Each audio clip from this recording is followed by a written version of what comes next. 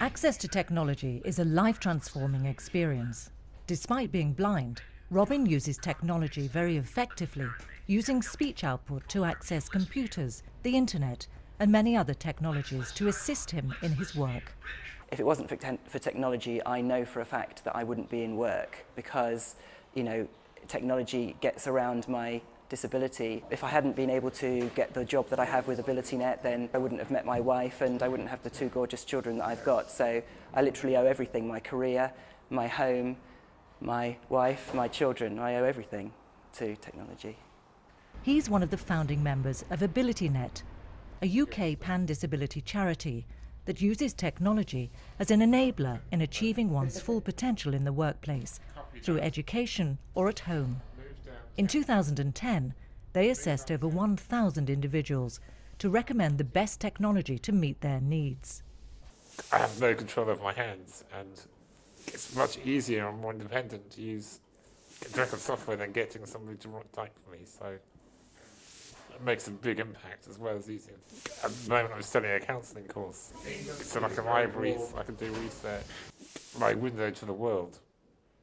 Over 15% of the EU population has a disability, with the majority of those of working age being excluded from the workforce. If technology plays a critical role at all stages of the journey into employment, it's also a leveller for social inclusion. It gives me access to all sorts of things that I wouldn't have normally. The internet has really changed my life completely and made it much better. AbilityNet is not alone in its mission of breaking down barriers.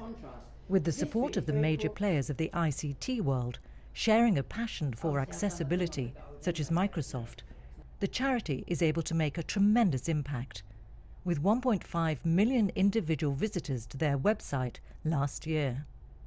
We've had a long-term relationship with Microsoft, right back to the founding of AbilityNet, and we've got one of our centres at the Microsoft headquarters in Reading, and we've done a lot of work with them on the accessibility of Windows and of Microsoft Office and other Microsoft projects.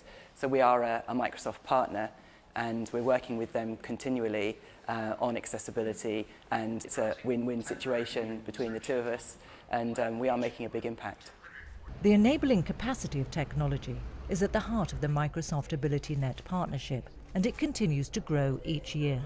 Today, AbilityNet has become a leading player in helping companies and employers in the UK through the accessibility services proposed to businesses. We've been able to draw upon AbilityNet's expertise in the development of our own software. There is a relationship that exists now between our colleagues at Microsoft in America who develop products and AbilityNet here in the UK. More recently, an ability to take that relationship and AbilityNet's very unique expertise out to Microsoft customers who are deploying Microsoft products to thousands of users inside their organisations, and AbilityNet have been able to help those customers plan for the needs of accessibility and accessible technology requirements amongst employees. The 80 million EU citizens with a disability represent an untapped workforce still too often overlooked by employers. Thanks to the work of organisations like AbilityNet, there's a growing awareness among companies of the need to cater for disabled customers and employees.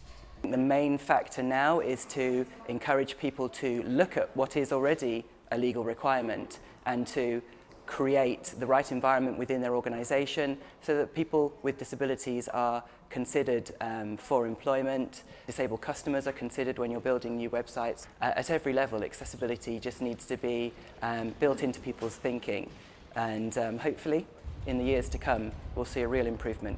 Accessibility and assistive technology in the workplace, with its emphasis on fitting technology to people, provides the means to unlock this potential for a more diverse and ultimately richer European workforce and society.